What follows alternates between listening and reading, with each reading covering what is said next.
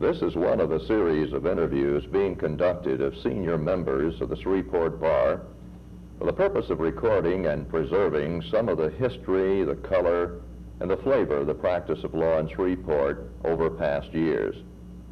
This is a special project of the Archives Committee of the Shreveport Bar Association during celebration of the bicentennial year of the United States Constitution. A special guest during this segment of the series is Mr. Simon Herold. Mr. Herold, a native of Shreveport, is a distinguished and highly esteemed member of the Shreveport Bar who, at the age of 75, has actively pursued the practice of law in Shreveport for some 52 years. I'm Joe Milner, a Shreveport attorney, and the Archives Committee has given me the very pleasurable assignment of visiting and chatting and sort of reminiscing with Mr. Herold during the course of this special interview. So I want to express the appreciation of the Shreveport Bar Association for your arranging to come here on this special occasion and to share with us, as well as countless others who will have an opportunity in the future to review this recorded interview, something of the history and the color of the practice of law over your past 52 years. I understand, of course, Si, that you are a native of Shreveport. You were born and reared here, and your family has some rather deep roots in Shreveport and the Shreveport area. Yes. I believe that your paternal grandfather, as we've chatted before we got together today, came here quite some years ago. When did he come to the Shreveport area? In 1835. This was on your father's side, father's side of the family. Where did he come from, Si, before he came to the Shreveport? From Europe, from Germany. Directly from Europe? Yes. And what brought him to the Shreveport area?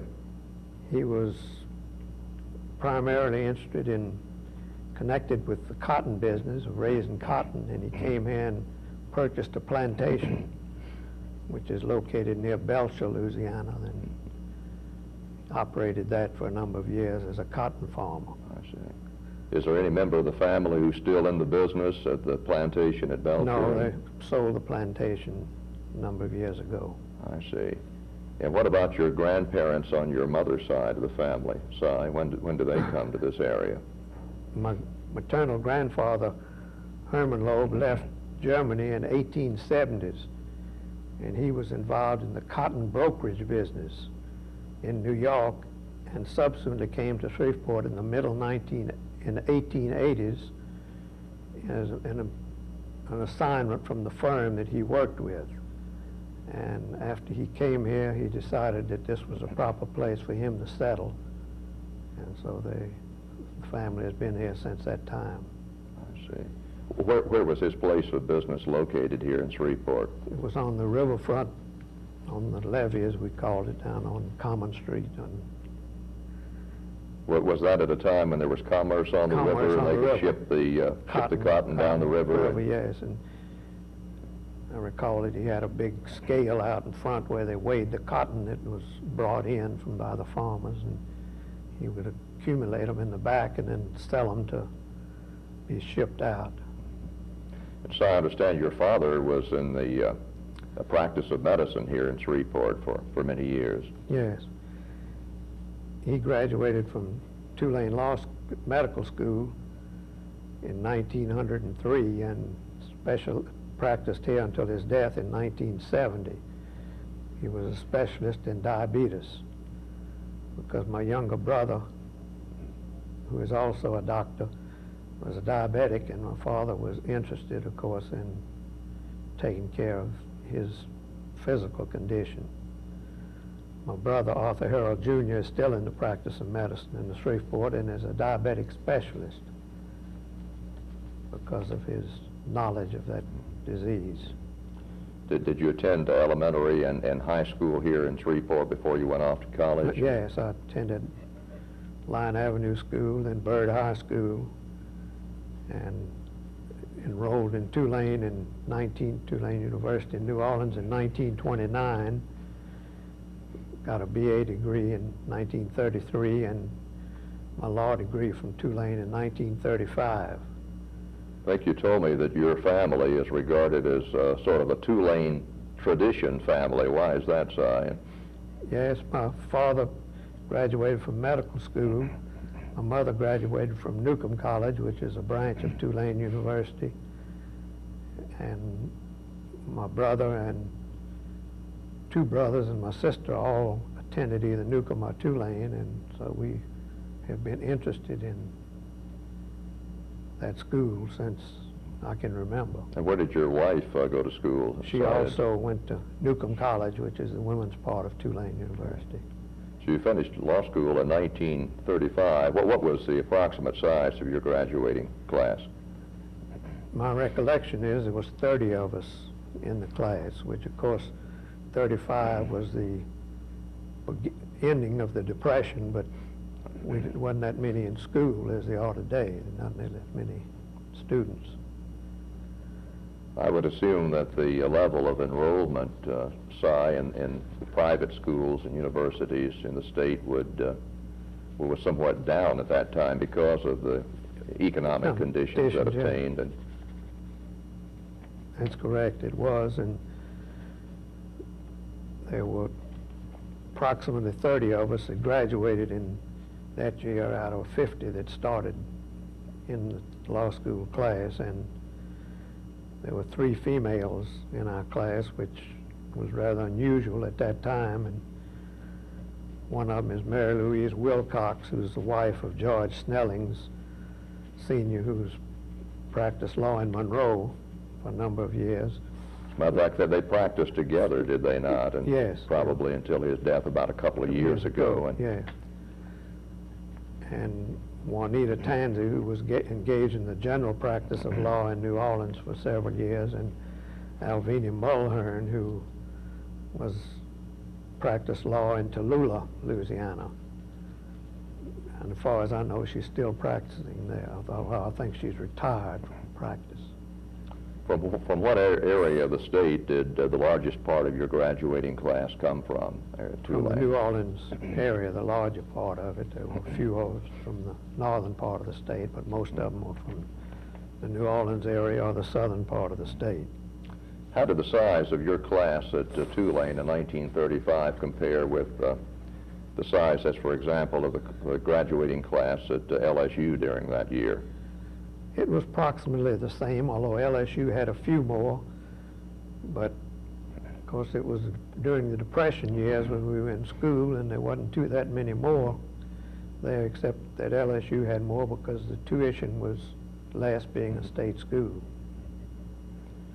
Well, Si, when you finished, you mentioned that there were 3 females in your graduating class. Were there any female lawyers practicing in Shreveport at that time that you yes, recall? There were 2 female lawyers here when I started practicing, but I don't recall their names now because they didn't practice long here. I don't know whether they died or just moved away or got married, but I mean, I know there were 2 of them here at one time. Visiting with Mr. Robert Roberts, Jr. during the course of another interview in this series, he mentioned a Miss Carrie Keller as being a prominent figure at Motion Hour. We'll be talking about Motion Hour a little later on, and he'd recall that she frequently represented at Motion Hour the firm of Herold, Curzon, and Herold. Do you remember Miss Keller? Yes, I remember her, although she was not actively associated with them by the time I started practicing, although she was still living, but she was not really active at that time. I remember her, having met her. Did she practice law alone, or was No, she affiliated with some she firm? was primarily did the legal work for that firm. Didn't do really the trial work. I see. Did the brief writing. Basically an office attorney. Yes. Okay. Well, Si, finishing in 35, I gather that you came directly to Shreveport to begin the practice of law here. Yes. And where did you open your office? I opened my office in the Giddens Lane building. I had my personal office Jim Van Hook, who had graduated from Tulane the same year I did, had a adjacent office next to us, and each of us paid $20 a month rent for the office space that we had. We shared a secretary at that time. A few years shortly after that, Orman Roos, who had graduated in our same class, had an adjoining office to us in the Giddens Lane building, so three of us were sharing a secretary. Both Jim Van Hook Sr. and Orman Roos Sr. are both active practitioners even today here in Shreveport, and Yes. so at a very early point in your career, you had sort of an office sharing arrangement with them in the Giddens Lane building. And Yes. do you recall, Si, any of your other lawyer neighbors in that building at the time? Yes. Isaac Abramson was an attorney who had probably been practicing 12 years or more, maybe 15 years, and he had a law library, which none of us had at that time, and we were next door to him, and we had use of his library, which was a big help in those years before you acquired your law library. You had a library they could use. Did you have to take a bar examination before you were admitted to the Yes. practice of law? We then? took a bar exam and was sworn in, and right after the examination was taken, we took it on a Monday, Tuesday, and Wednesday, and was sworn in on Friday. Right. How many of you shared a secretary during your startup time there in the building? Three of us shared the secretary, Jim Van Hook, that I previously mentioned, and Orman Roos, who was next door to us. And we all three shared the same secretary because in 1935 the Depression was beginning to get over, but there wasn't much business for young attorneys at that time. Well, did the three of you inundate her with paperwork, with pleadings and contracts and title opinions? No, we just didn't have that much work. She did all the work for all three of us. And do you remember how much you compensated her for? yes, each of us, she was paid $10 a week. She had just graduated from business school and wanted to learn how to be a legal secretary. I see. How long did you have this office arrangement with Jim Van Hook? Probably 5 years, until he left to go into what had previously been his father's law firm of Boxdale, Bullock, Warren, Clark, and Van Hook. He left to go there, to that firm. So were there a number of lawyers in the Giddens Lane building at that time? Yes, it was. There were quite a few attorneys in there, and Leroy Smallenberger, who later became a referee in bankruptcy, was shared the office with me for a while, and also with Bob Eatman. And Mr. Harry Booth, who was a prominent trial attorney, was in that building, and a number of other attorneys that were in that building at that time. How long did you stay in that building practicing law from with Jim Van Hook and Leroy Smallenberger? I moved out of that building in the latter part of the 1940s and moved to the Slatter building, where I opened my own office. And Mr. Smallenberger had become the referee in bankruptcy at that time and did not engage in practice, although I attended to some of his business. Of course, he later, I guess, the title of the position was changed to bankruptcy judge, Yeah. and Mr. Smallenberger has just this past year retired, hasn't yes. he? And when did you move from the Slattery building? Must have been about 1954. I moved from the Slatter building to the Texas Eastern building, which was a new building that had just been erected downtown in Shreveport. And then you've been in the Petroleum Tower, too, for a number of years. Yes, right. I stayed in Texas Eastern only till about 1956 when I moved to maybe it was 58 when the Petroleum Tower was erected. I moved into that building when it was erected, when it was new. And I've remained in that building since that time. Well, sir, just as a fledgling new lawyer, fresh out of law school, coming to Shreveport, hanging up your shingle, making this informal arrangement with these other lawyers from standpoint of secretarial help and office space, what kind of legal work did you find available to you? Most of what I did was collection work, handling collections, and did some running the records for some companies that wanted to acquire an oil and gas lease. Some of the older attorneys didn't want to do it from the records and didn't want to run it from the records, and they would send it. They'd have to get some other attorney that was willing to go to the courthouse and run it from the records to acquire the leases. So a good bit of your work was referral work from older, more established lawyers in town. That's right. And virtually all your title work then was going down to the record room and, as I say, lifting the books. And, yes, that's right, exactly. Running the... Typically, Si, at that time, what would you charge for a title opinion? Usually it would run about $75. But I mean, of course, in those days, $75 was a good deal more than it is today. Sure. How did you, was that just a standard fee, or did it depend upon the amount of time involved or the number of instruments that you had to review and assess? No, it was just a fee that we would fix. We did not base our fee on time at that. When I started out, we just would tell the people what it would be. We'd go to the records and run it at the courthouse and prepare the lease for them to try to get it executed. I see. Was there much mineral activity going on in the northwest Louisiana area at that time? And the Rodessa field came in 1935, and it stirred up a good deal of activity in this area in the oil and gas, which has been in this area since probably from 1915 on. It's been oil and gas activity in the area. Well, did you continue to engage in mineral law? Yes, primarily in through the years, and oil and gas practice, and examining titles, preparing leases, and actually for a while we would go out and get the people to sign the leases. I mean, the people were doing it for small independents who didn't have a force in the field. We would go out and contact them about signing leases.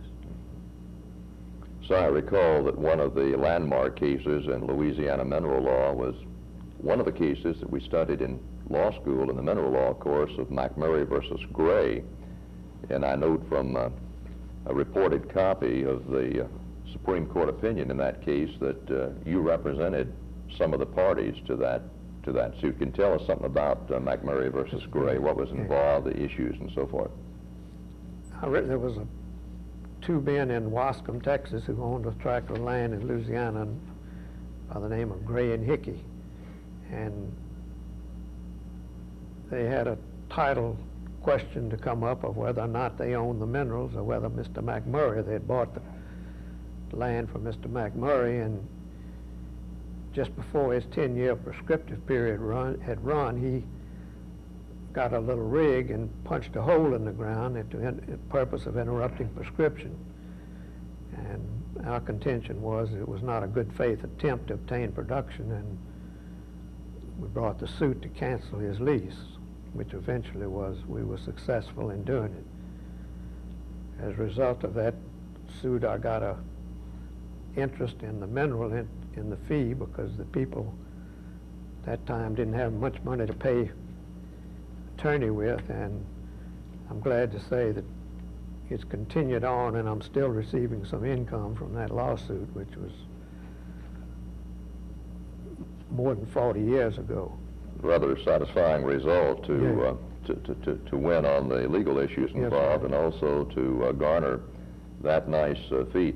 I recall too from reading the case that another of the issues raised, but perhaps had previously been pretty well settled by the Supreme Court, was whether or not you could reserve reversionary rights in minerals in Louisiana. And the Supreme Court, I guess, took the occasion at this time to say, no, but you can't. Can't keep them. I mean, Gray and Hickey had purchased the land from someone who had reserved the minerals, and the question was whether or not he still had the minerals, and the court held that his reservation, he couldn't reserve them after he'd...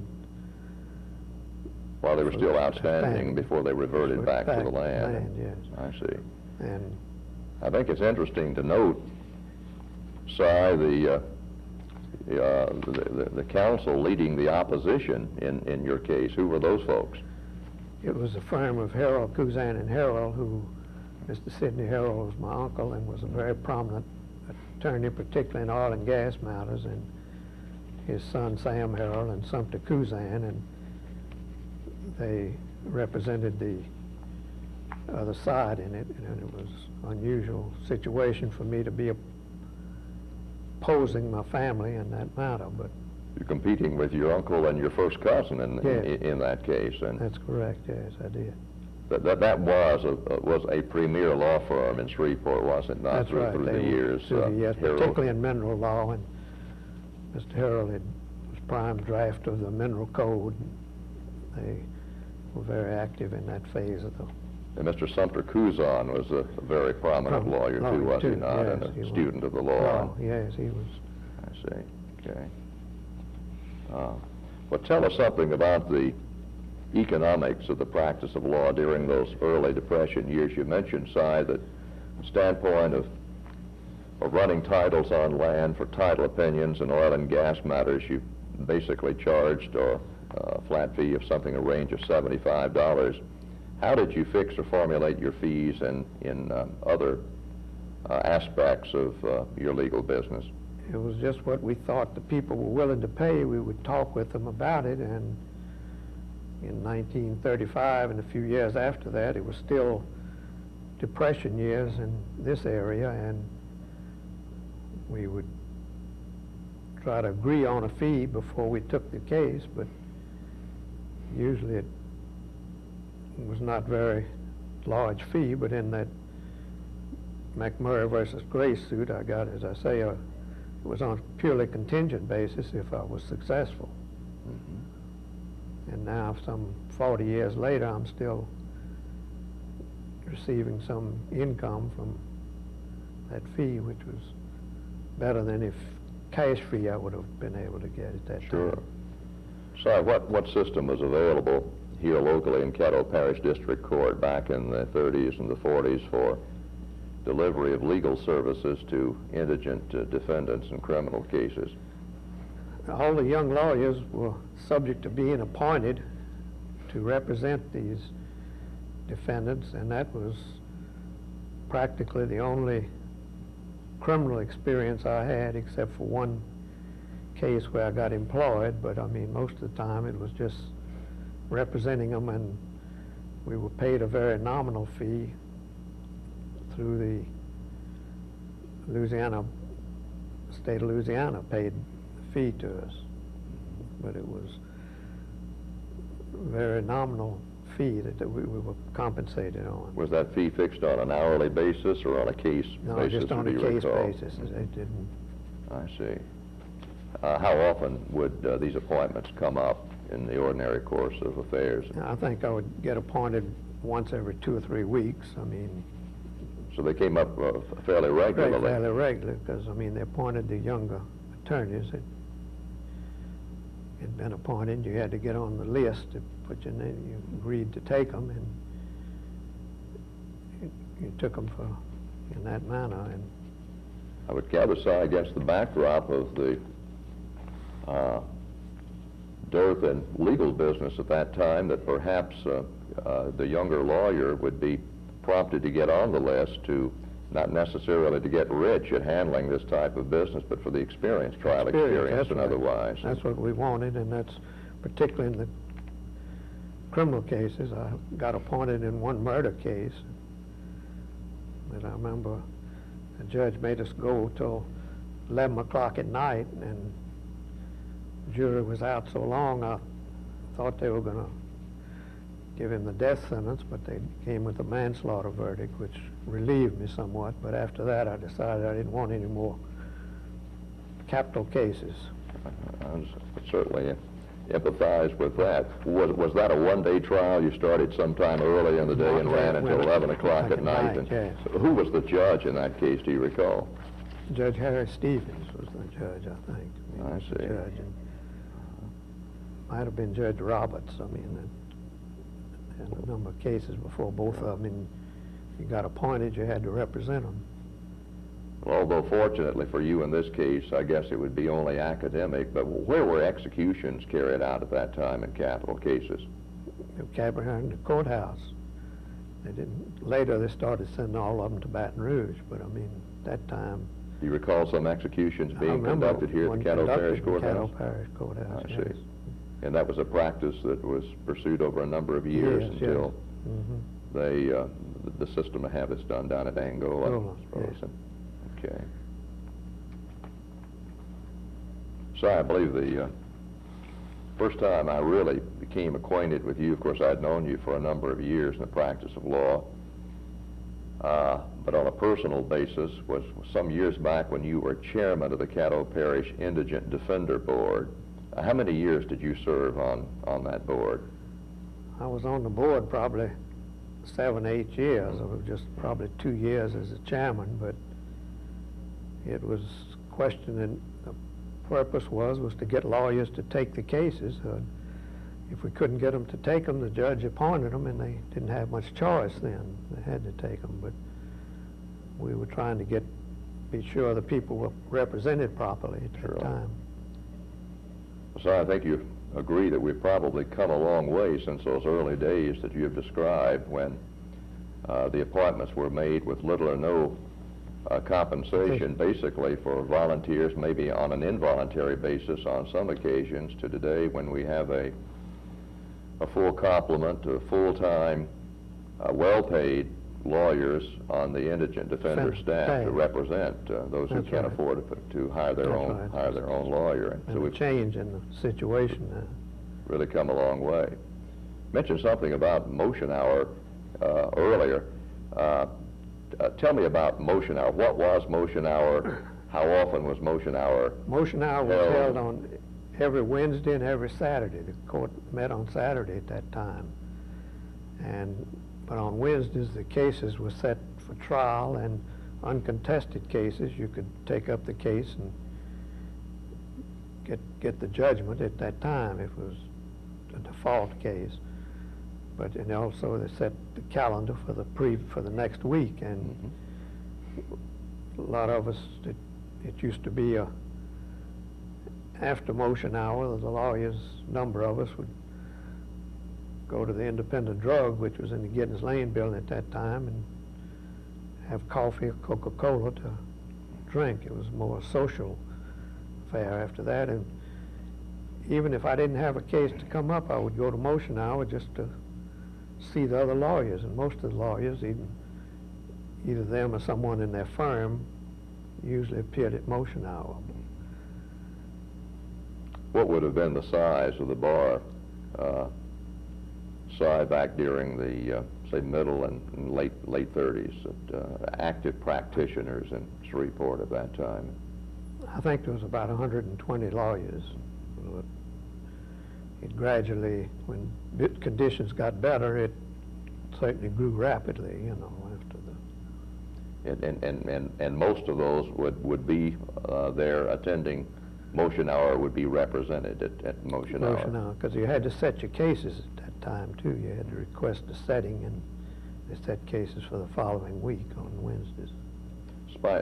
Speaking of lawyer social activities, I understand that a number of Shreveport lawyers had a fairly active softball team in a city league back during the 30s and 40s that you were involved in. Yes, we did. We were very active in it, and we participated in it for at least up until the war, when some of them got called up, but there were a number of us that played ball regularly for probably 10 years or so. In fact, one time we even went to Alexandria to play the Alexandria ball in a softball game. What sort of league were you in? Was this an organized or structured league? It was an organized, structured league by the City Recreation Department. It was organized by them. And well, what kind of teams did you compete with?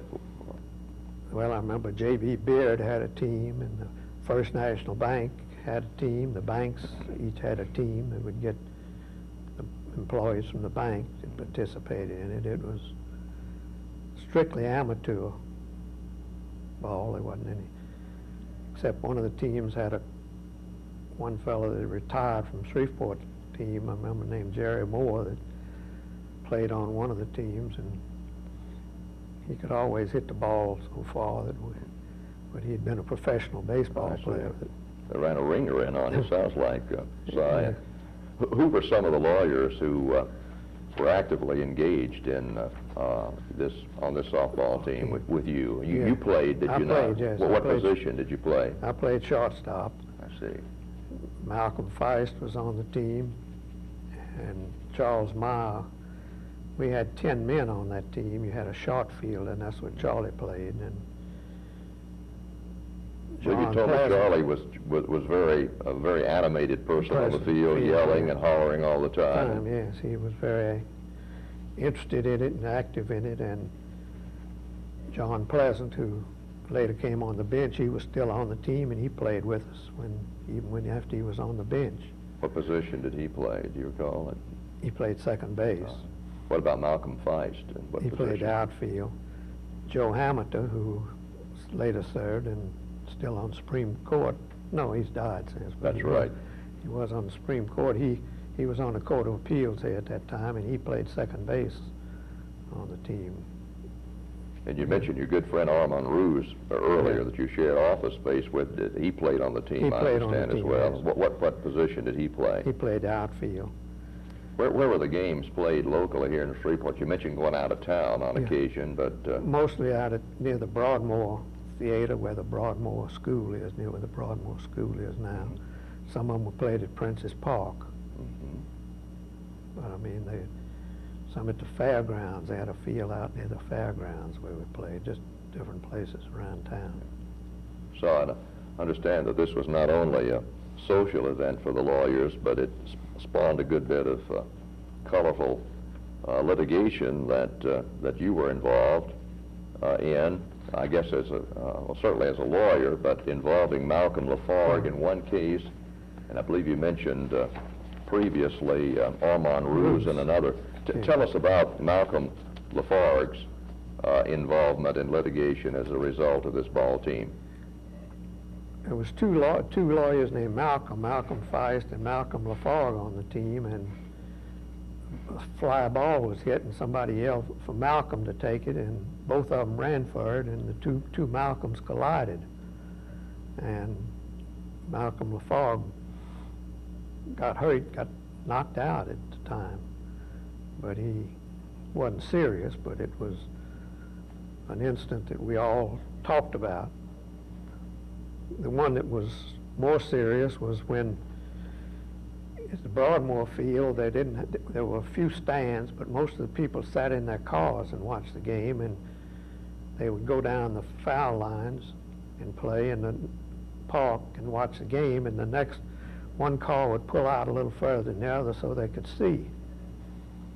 And on one occasion, a ball was hit to the left field, and Armand Ruse was running for the ball, and it was a fair ball, and he hit his legs against the bump of the car, and it threw him against the radiator and broke off his front teeth.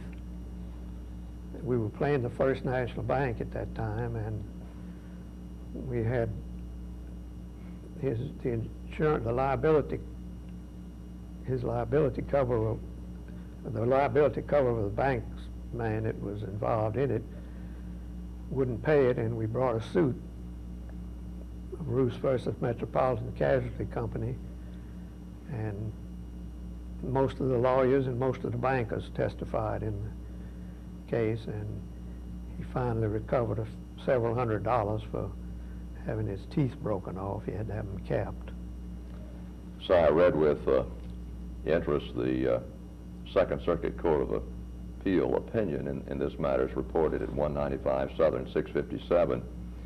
Judge Drew, as you doubtless recall, authored this opinion. He says the plaintiff, it'd be Armand Ruse Sr., whom you were represented, instituted this suit to recover for personal injuries resulting from his running into a car the defendant while the same was parked at the Broadmoor softball park in Shreveport on June 24, 1938. He alleged that he crashed into the car while attempting to field a fly ball in the course of play.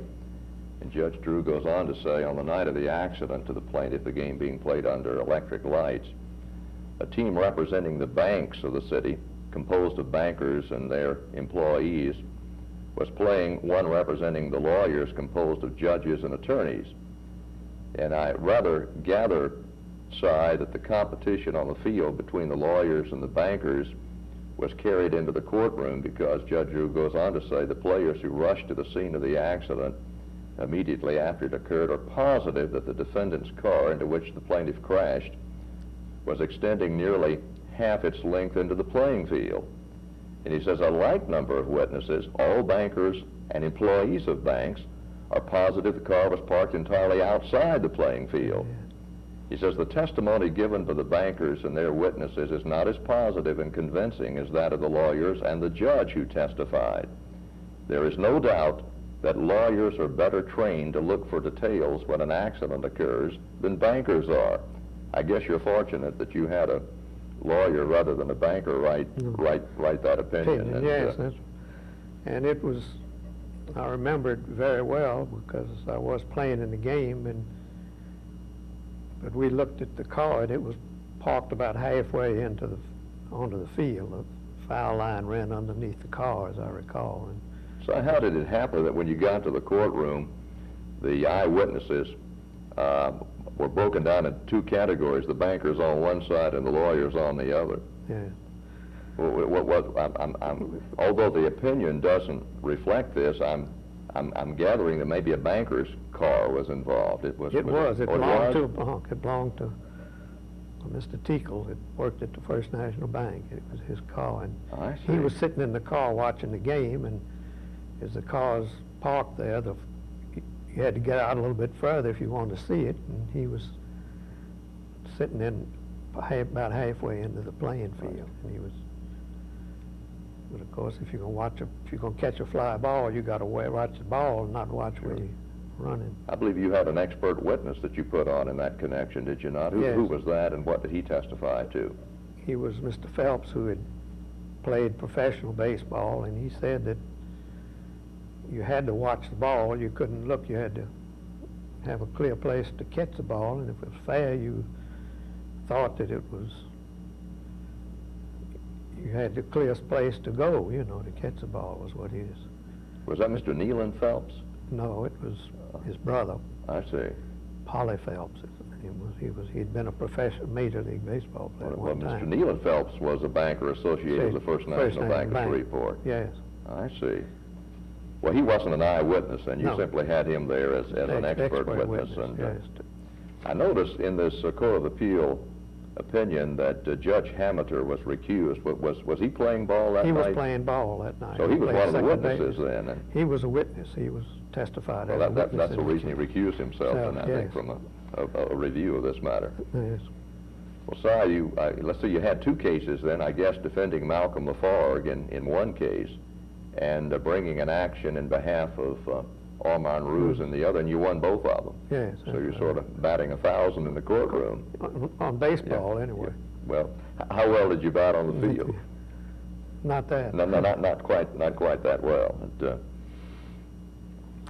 So I'm sure that over your years of practice, that in observing members of the bar, their accomplishments, their ability, that doubtless there are several lawyers in your mind that you would regard as being particularly outstanding as accomplished lawyers.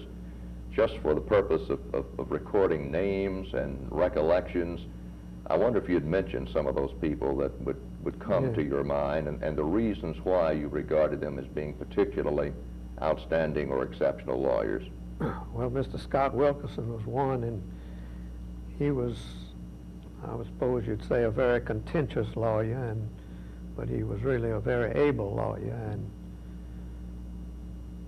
then Mr. Sidney Herold, who was my uncle, was prominent in oil and gas matters, and his partner Sumter Kuzan And John Pleasant, before he went on the bench, also was a good trial lawyer, and Mr. John Files was also a prominent attorney.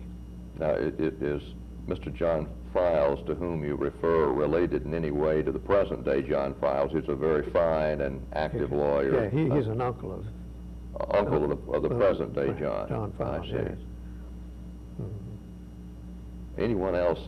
When we chatted about this the other day, I think you mentioned Alias Goldstein as someone that sort of stuck out in your recollection. Goldstein was, of course, he represented primarily insurance companies, defense law, and he was well regarded as an attorney and represented a lot of big attorneys and did a lot of succession work too, as I recall. Let's go from the bar to the bench, Si. Over these years, whom did you regard as being some of the more outstanding judges in Caddo Parish, before whom you and others practiced? Well, Judge Mills was, E.P. Mills was,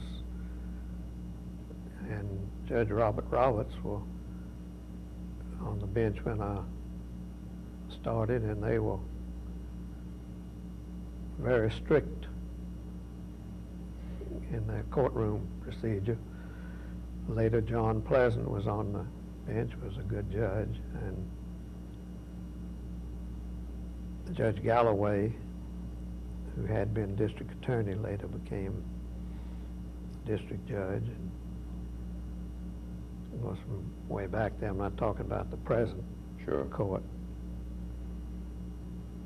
So you mentioned a couple of the judges who were very strict in the courtroom and apparently ran a rather tight ship. Over the years of your practice, have you seen any changes in judges and lawyers' demeanor in the courtroom, the relationship between the lawyers and the judges? Is it more informal and relaxed now than perhaps it was years ago? I think it is. I think they are more informal, that they...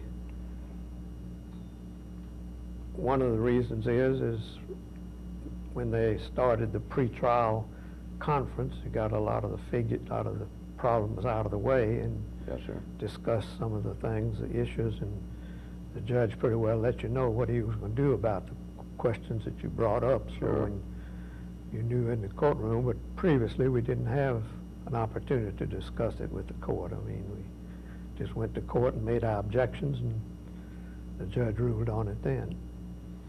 In the preparation of your cases back during the 30s and the 40s, did you indulge much in the way of discovery of the other side's case before you went to trial? No, I didn't. Practically not at all. Occasionally some insurance companies would, defense lawyers, but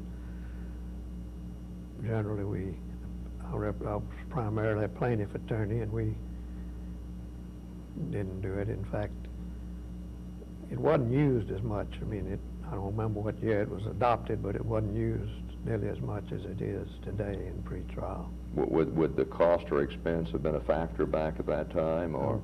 Sure, it would have been, and we just tried it all in the courtroom instead of in pretrial. I mean, Si, you're a past president of the Shreveport Bar Association. Could you comment on the activities of the Shreveport Bar Association over the years, from the time that you began practicing law down to present time? Well, the Bar Association, of course, has been interested in the court being adequately and properly handled, and at one time there was one judge on there when I first started who drank quite a bit, and the bar finally made requests that of the Supreme Court, that he be removed, and instead he resigned. I mean, but we accomplished the purpose, because you would go to court with your witnesses and everything, and then he wouldn't be there to try the case. A terrible situation, and but Shreveport Bar Association was instrumental in addressing and resolving Well, in that issue, yes. that They matter. were all interested in, got the clients there and the witnesses there, and the judge don't show up. It was a bad situation. What was there very much in the way of structured programs for continuing legal education sponsored by the bar, such as we've had and certainly I'm familiar with in my years of practice? No, there was not. They didn't. Of course, they had, the Louisiana State Bar had annual meetings where they would have discussions on various matters, but except at the law school, that was the only place there was any. But they didn't have any regular program, as I recall, at that time, of where you could go back into school, you know, and study any specialty as they do today. I mean, they, courses in trial procedure and other matters that they do Sure. teach. So over these past 52 years, have you noted any change in the workload or the work style or mode of lawyers? Because they say, you know, law is a jealous mistress, that it is preemptive of your time.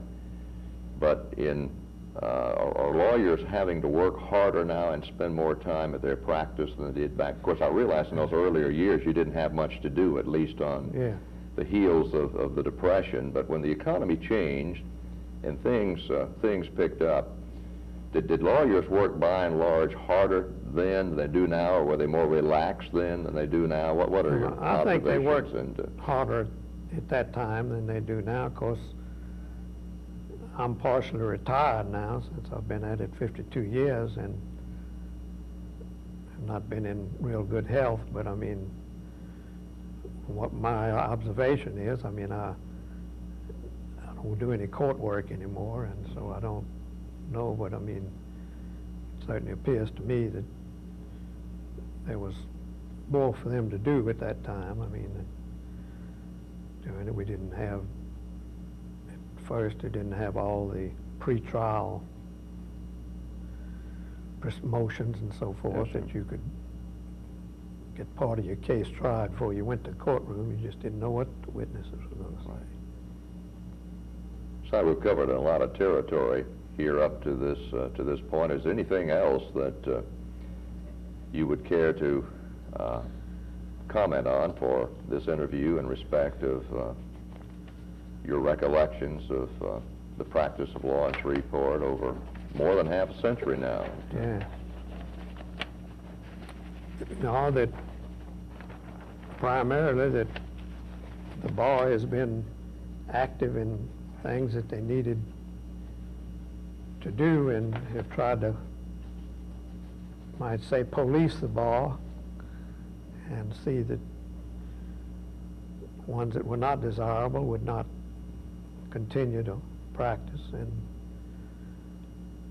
the organized bar, I suppose, is more active now than it was at that time, because when I started in the 30s, people didn't have much money to spend on going to meetings and so forth. Yes, sir. Well, sir, I've enjoyed our visit together just immensely, and on behalf of the Shreveport Bar Association, I want to thank you again for taking the time to come here today and contributing to this project of the Archives Committee in this very special way. Thank you very much.